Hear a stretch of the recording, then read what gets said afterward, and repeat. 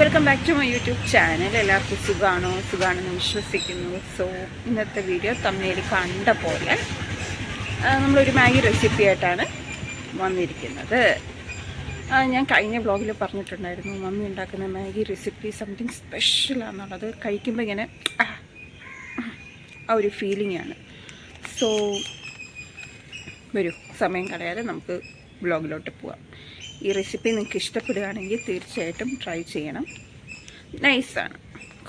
ഒരുപാട് സമയം എടുക്കത്തില്ല. സാധാ ഉണ്ടാക്കുന്ന ടൈമിനെക്കാളും കുറച്ചും കൂടെ ഒരു 2-3 മിനിറ്റ് എക്സ്ട്രാ എടുക്കും, അത്രയേ ഉള്ളൂ. പക്ഷെ നല്ല ഫുഡ് കഴിക്കാനും നന്നായിട്ട് ആസ്വദിക്കാനും ഒക്കെ നമ്മൾ കുറച്ച് സമയം എടുക്കുന്നതിനോടൊന്നും വിയോജിപ്പ് എനിക്കില്ല.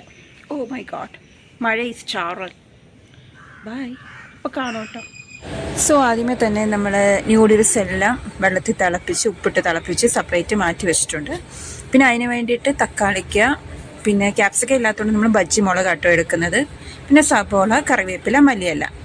അപ്പോൾ നമ്മുടെ സാധനങ്ങളൊക്കെ സെറ്റ്. ഇനി നമുക്ക് ഉണ്ടാക്കാൻ തുടങ്ങാം. സോ എണ്ണ ഒഴിച്ചു. നമ്മൾ അരിഞ്ഞു വെച്ചിരിക്കുന്ന സംഭവങ്ങളെല്ലാം എണ്ണയ്ക്കകത്ത് നന്നായിട്ട് വഴറ്റിയെടുക്കുക. എന്നിട്ട് ചിക്കൻ മസാല മമ്മി ആഡ് ചെയ്ത് കൊടുത്തു കേട്ടോ.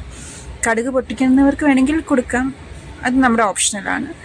അപ്പോൾ ഇത് നന്നായിട്ട് വഴഞ്ഞ് വരുന്ന സമയത്ത് നമ്മളൊരു മുട്ട പൊട്ടിച്ചൊഴിച്ച് കൊടുക്കും. എന്നിട്ട് നമ്മളത് നന്നായിട്ടൊന്ന് ഇളക്കി കൊടുക്കും. ലൈക്ക് മുട്ട പുരിജിയുടെ ഒരു പരുവുണ്ടല്ലോ, ആ പരുവത്തിൽ.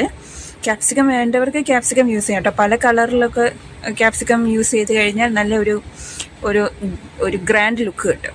അപ്പോൾ അത് നന്നായിട്ട് ഇളക്കിയതിന് ശേഷം നമ്മൾ മാറ്റി വെച്ചിരിക്കുന്ന ന്യൂഡിൽസ് ഇതിലേക്ക് ആഡ് ചെയ്ത് കൊടുക്കുക.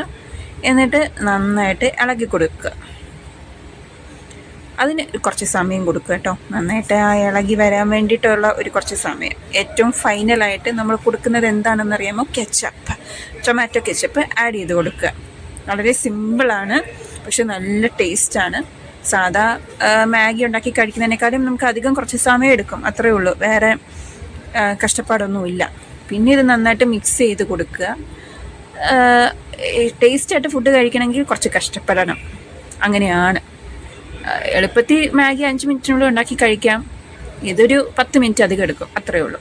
ഏറ്റവും ലാസ്റ്റായിട്ട് വീണ്ടും കുറച്ച് കെച്ചപ്പ് ആഡ് ചെയ്ത് കൊടുക്കുക. എന്നിട്ട് നല്ല ആസ്വദിച്ച് കഴിക്കുക. വേറെ പരിപാടിയൊന്നുമില്ല. അപ്പോൾ നിങ്ങൾ വിചാരിക്കും ഇതെന്ത് ഉണ്ടാക്കിയ ചട്ടിക്കകത്താണോ, പാനിനകത്താണോ കഴിക്കുന്നതെന്ന്.